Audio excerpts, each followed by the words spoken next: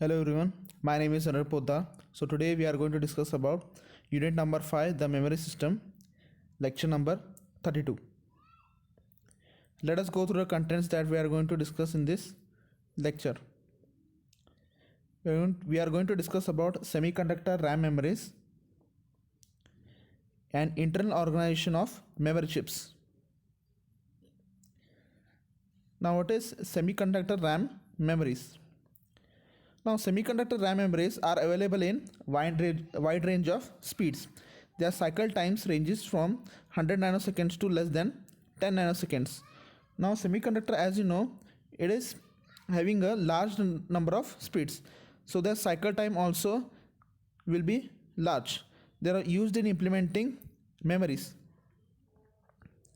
Now, when you take most types of semiconductor memories have the property of random access, which means it takes same amount of time to access any memory location so that data can be efficiently accessed in any random order.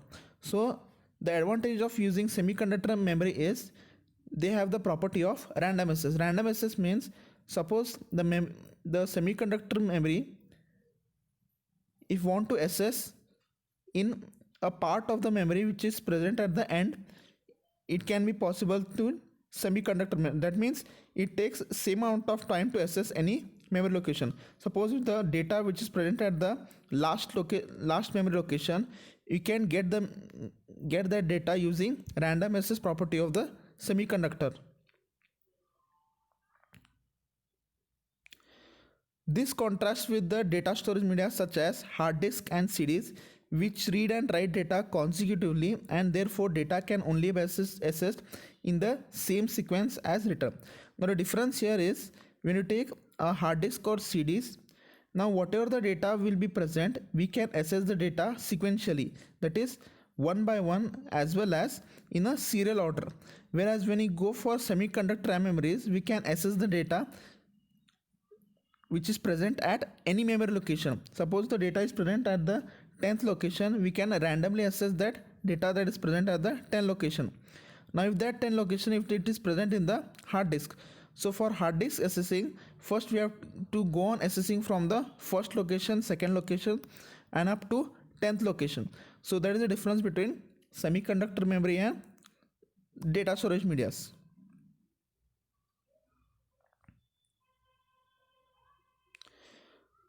Now we go for the internal organization of memory chips. Now as you can see here, it shows the internal organization of example of memory chips. Now memory cells are organized in the form of an array in which each cell is capable of storing one bit of information. Now whatever you can see here, the square, that is v1, v2 and v3, these are the memory cells. So each cell will be capable of storing only one bit of information.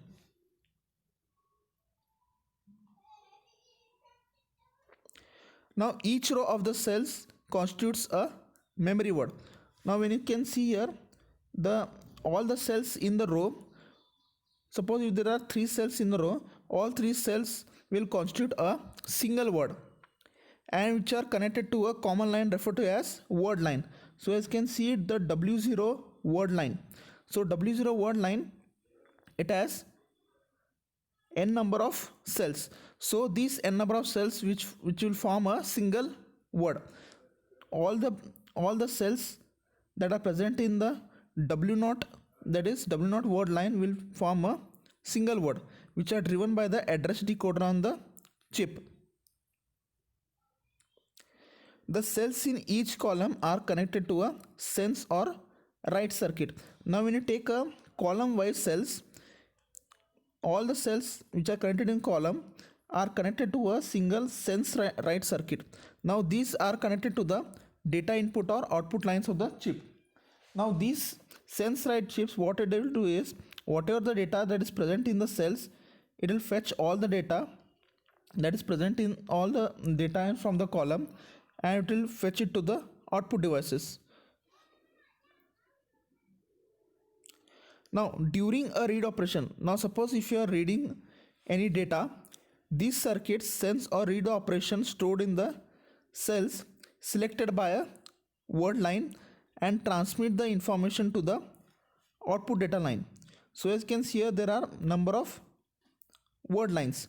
So if you want to read one of the word, so this sense circuit will select which of the word line to be selected for writing. As you can see here, there are 15 word lines up to W15.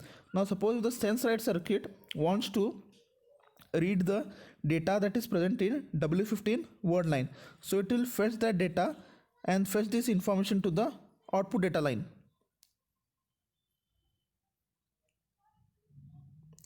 Now during a write operation, the sense write circuit receive the input information and store it in the cells of the selected word. Now during input, it gets the input, the sense write circuit will get the input.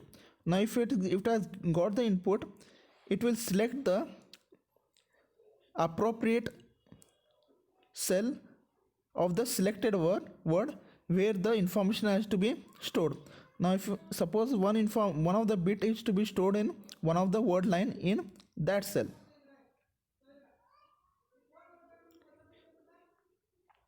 Now this figure is an example of a very small memory chip consisting of 16 words of 8 bits.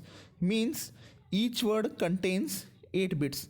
Whatever the information, each information will contain, each information is of 16 words. That is 16 into 8 organization, that is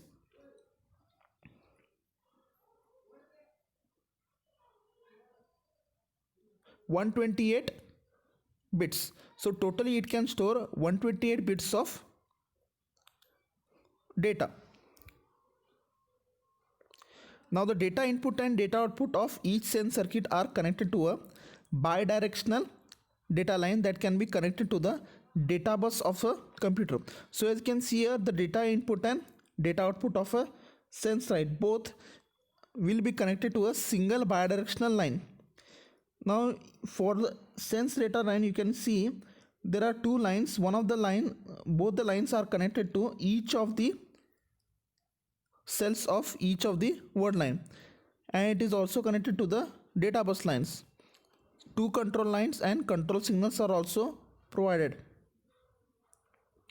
Now the input specifies the required operation and the control signal input selects a given chip in a multi-chip memory system.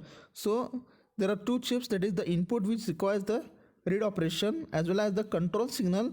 It will select which chip should be selected in the multi-chip memory system.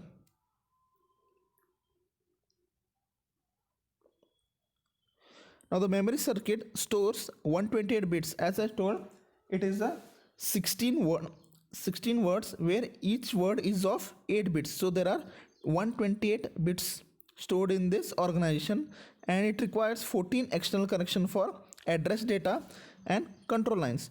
Now it also needs 2 lines for power supply as well as ground connection.